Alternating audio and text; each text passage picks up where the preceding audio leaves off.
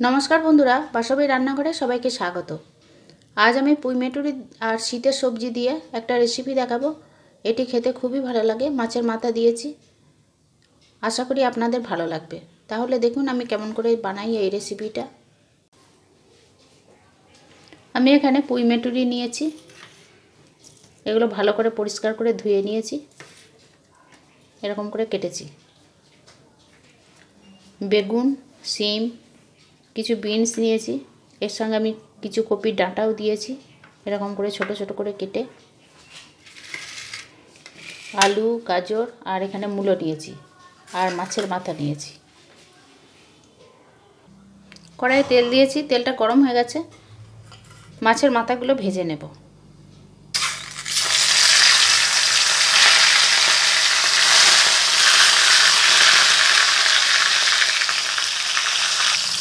माछेर माथागुलो धुए आमी नुन माखिए दिएछि।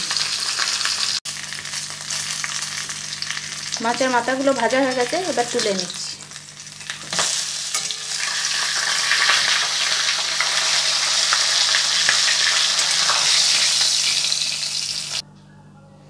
এবার এই তেলের মধ্যেই আমি ফোড়ন দেব। দুটো তেজপাতা দিয়েছি, শুকনো লঙ্কা নিয়েছি দুটো, ছিঁড়ে নিয়েছি এগুলো, আর হাফ চামচ পাঁচ ফোড়ন, এগুলো দিয়ে দিচ্ছি। ফোড়নটা ভাজা হয়ে গেছে।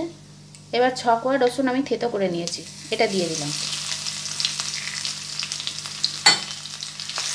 একটু নেড়ে নিচ্ছি।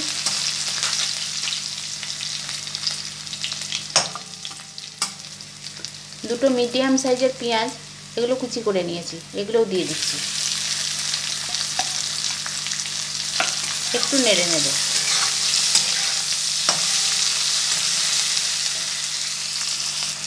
পেঁয়াজগুলো একটু নেড়ে নিয়েছি। এবার আলু, মূলো আর গাজর এগুলো দিয়ে দিচ্ছি।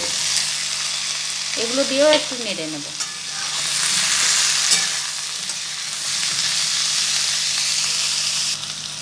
এবার এই সবজিগুলো আর পেঁয়াজ এগুলো দেখুন একটু ভাজা ভাজা হয়ে গেছে, একটু কষিয়ে নিয়েছি।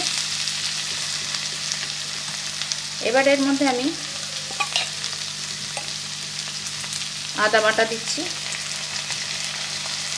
1.5 চামচ মতো দিলাম। ধনে গুঁড়ো দিলাম 1 চামচ, জিরে গুঁড়ো হাফ চামচ, হলুদ গুঁড়ো হাফ চামচ। আবার একটু নেড়ে চেড়ে নেব।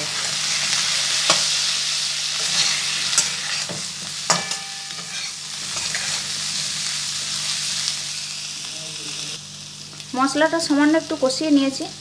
এবার পরিমাণ মতো নুন দিচ্ছি। নুন মিষ্টিটা আপনারা নিজেদের স্বাদ মতো দেবেন। আর একটু মিষ্টি দিলাম। আবার একটু নেড়ে মিশিয়ে দেব।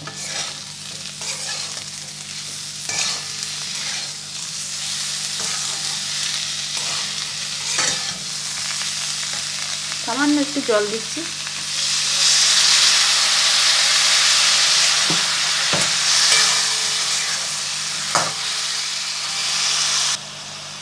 এবার এই যে পুঁই মেটুরিগুলো এগুলো দিয়ে দিলাম।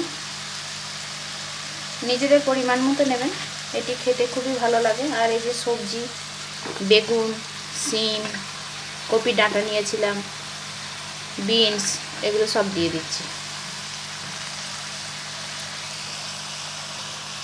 আবার সব নেড়ে মিশিয়ে দেব।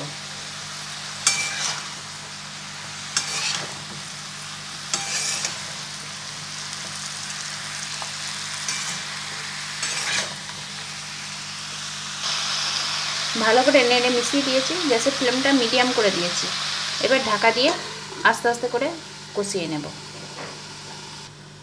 ঢাকা খুলে মাঝে মাঝে নেড়ে দিতে হবে।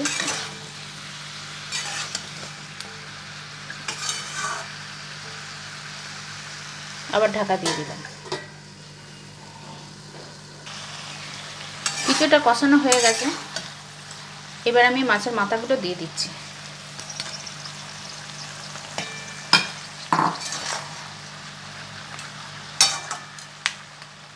আবার কিছুক্ষণ কষিয়ে নেব। ঢাকা দিয়ে দিলাম। আমি আরেকবার নেড়ে দিচ্ছি।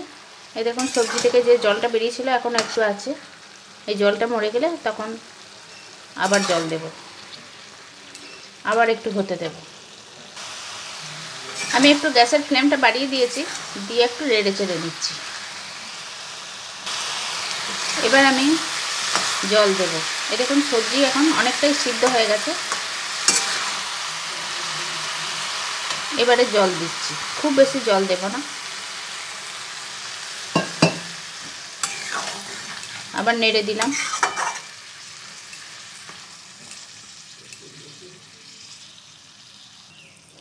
আবার ঢাকা দিয়ে হতে দেব। এবার দেখুন তরকারিটা তৈরি হয়ে গেছে। সব সবজিগুলো সিদ্ধ হয়ে একদম মাখা মাখা হয়ে গেছে। এবার নামিয়ে নেব। একটা পাত্রে ঢেলে নিয়েছি। যদি বড়ি দিতে চান তাহলে বড়ি দিয়ে দেবেন, আরও ভালো লাগবে। কেমন হয়েছে আমাকে বলবেন কমেন্ট করে। সবাই আমার পাশে থাকবেন। আশা করি আপনাদের এই রেসিপিটি ভালো লাগবে।